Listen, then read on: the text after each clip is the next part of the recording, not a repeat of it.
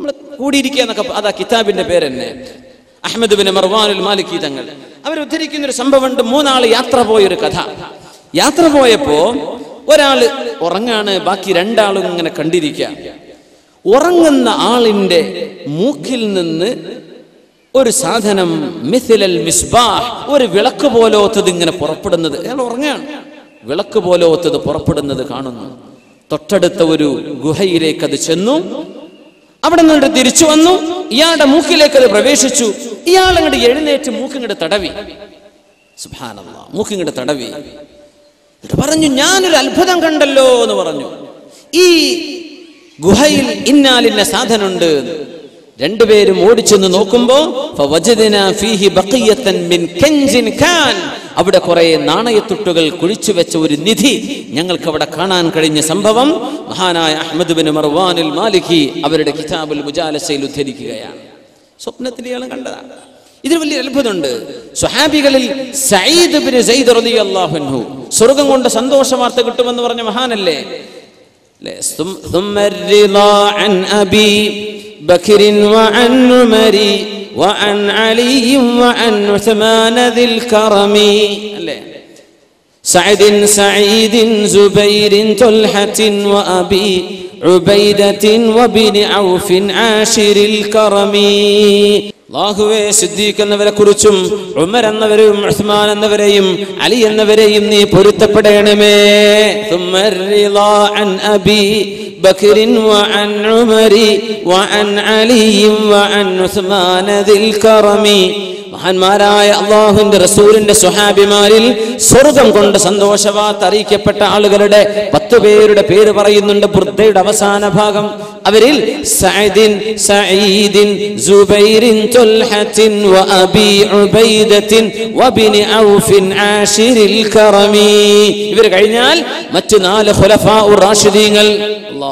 ഇവരിൽ സഈദ് ഇബ്നു സൈദ് റളിയല്ലാഹു അൻഹു ഒരു യുദ്ധത്തിൽ മരിച്ച സ്വഹാബിയാണ് സഈദ് റളിയല്ലാഹു അൻഹു. യുദ്ധത്തിലാ ഷഹീദായത്. ആ യുദ്ധം നടക്കുമ്പോൾ ബഹുമാനപ്പെട്ടവർ നോമ്പുകാരനാണ്.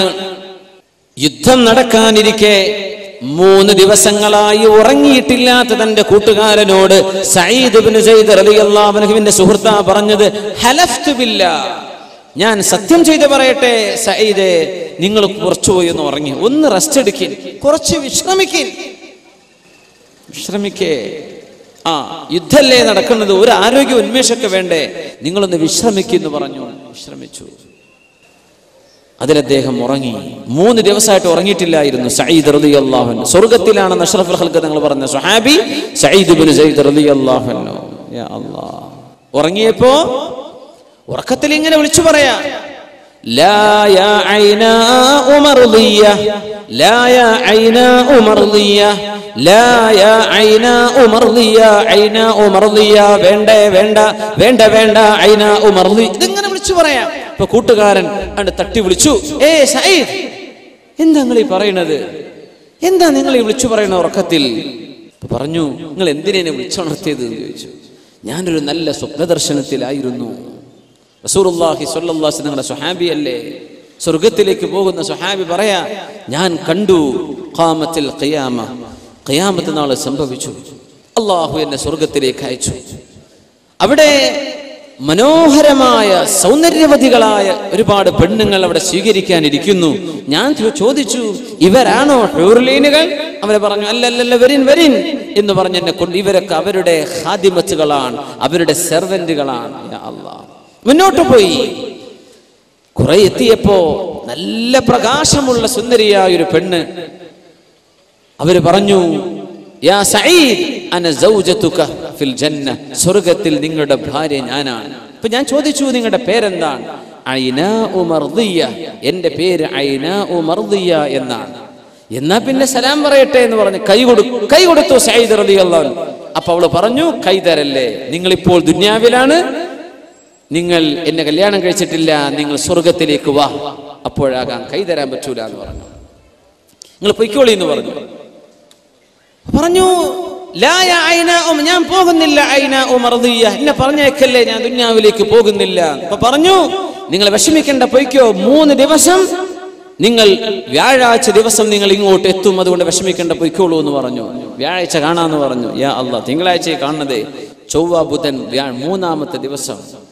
അപ്പോഴും പറഞ്ഞു, ഞാൻ ഈ ദുനിയാവിലേക്ക് പോകുന്നില്ല ഐന, ഞാനിവിടെ നിൽക്കുകയാണ്, നിങ്ങൾ പൊയ്ക്കോളി, ഇപ്പൊ നിങ്ങൾ മരിച്ചിട്ടില്ലല്ലോ എന്ന് പറഞ്ഞു. അങ്ങനെ ദുനിയാവിലേക്ക് തിരിച്ചു പോകാൻ വേണ്ടി പറഞ്ഞപ്പോ, ഞാൻ പോണില്ല, പോകുന്നില്ലേ എന്ന് ഉറക്ക വിളിച്ചു പറഞ്ഞ വാക്കായിരുന്നു സ്വപ്നത്തിൽ ഇങ്ങനെ പറഞ്ഞത്, യാ ഐന ഉമർദിയ. മൂന്നാമത്തെ ദിവസം വ്യാഴാഴ്ച ദിവസം സുന്നത്ത് നോമ്പെടുത്തിട്ട് യുദ്ധത്തിൽ ഇറങ്ങിയ സ്വഹാബിയാണ് സഈദ് ബിൻ സൈദ് റളിയല്ലാഹു അൻഹു. സൂര്യൻ അസ്തമിച്ചിട്ടില്ല, നോമ്പ് മുറിക്കാൻ നേരമായിട്ടില്ല. ആ സമയത്താണ് അവരുടെ നെഞ്ചത്തേക്ക് ഒരു അമ്പ് തറക്കുന്നത്. കൂട്ടുകാരനോ ഓടിച്ചെന്നിട്ട് പറഞ്ഞു, യാ സഈദ്, നോമ്പ് തുറക്കാൻ നിങ്ങൾ വെച്ച കാരക്ക എവിടെ എന്ന് ചോദിച്ചു. കാരക്ക അവിടെ ഉണ്ട്, എനിക്ക് വേണ്ട, ഞാൻ ഐന ഉമർദിയുടെ അടുത്ത് നോമ്പ് തുറക്കാൻ പോവാണ് എന്ന് പറഞ്ഞു. യാ അല്ലാഹ്, സൂര്യൻ അസ്തമിക്കാൻ പോകുന്നതിന്റെ മുമ്പ് കാരക്ക കയ്യിൽ വെച്ച് ആ നോമ്പ് മുറിക്കാൻ, സുന്നത്ത് നോമ്പ് മുറിക്കാൻ ഞാൻ കയ്യിൽ വെച്ചുകൊണ്ട് കാത്തിരിക്കെ എന്റെ കൺമുമ്പിൽ നിന്ന് ഷഹീദായി സഈദ് ബിൻ സൈദ് റളിയല്ലാഹു അൻഹു എന്ന് തന്റെ കൂട്ടുകാർ റിപ്പോർട്ട് ചെയ്ത സ്വഹീഹായ ഹദീസ്. എന്താണിതൊക്കെ? 3 ദിവസം കൊണ്ട് എന്റെ അടുത്തേക്ക് വരുന്നു, മൂന്നാമത്തെ ദിവസം ഷഹീദാവുക, നോമ്പ് തുറക്കാൻ ഞാൻ അങ്ങോട്ട് പോവുകയാണ്.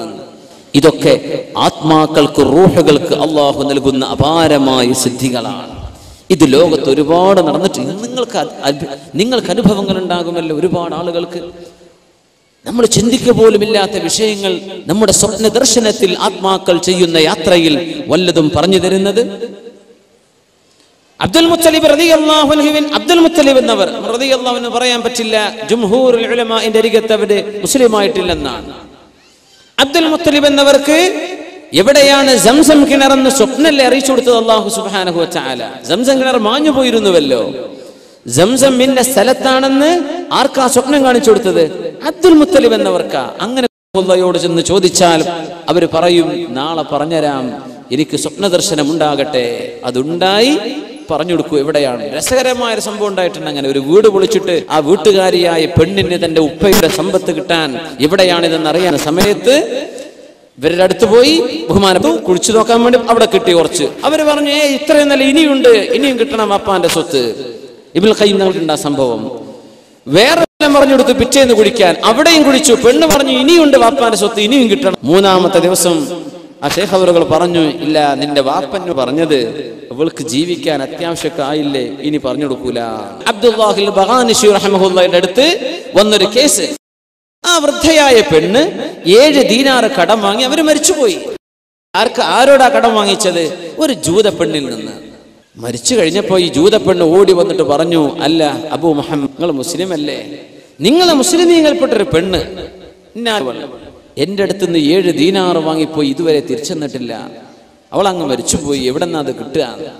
അപ്പൊ അദ്ദേഹം പറഞ്ഞു, നാളെ വരെ സമയം തരി, ഞാൻ അവരോടൊന്ന് ചോദിക്കട്ടെ. ജീവിച്ചിരിക്കുന്ന ആ മനുഷ്യൻ സ്വപ്ന ദർശനത്തിൽ അർവാഹുകളുടെ യാത്രയിൽ ഈ മരിച്ചുപോയ ആളിന്റെ റൂഹുമായി സംവദിക്കുകയാണ്. പിറ്റേ ദിവസം പറഞ്ഞു കൊടുക്കുക, തഖൂലു ലക ഫുലാന, നിങ്ങളുടെ കടം വാങ്ങിയ ആ പെണ്ണില്ലേ, അവര് പറയാണ്, അവരുടെ പൊരയുടെ ഈ കഴുക്കോല് വെച്ച ഭാഗം ആദ്യം മുതൽ 7ാമത്തേത് വരെ എണ്ണിയാൽ ആ 7ാമത്തെ കഴുക്കോലിന്റെ ഉള്ളിൽ തപ്പിയാൽ അവിടെ ഉണ്ട് 7 എണ്ണം. സുബ്ഹാനല്ലാഹ്.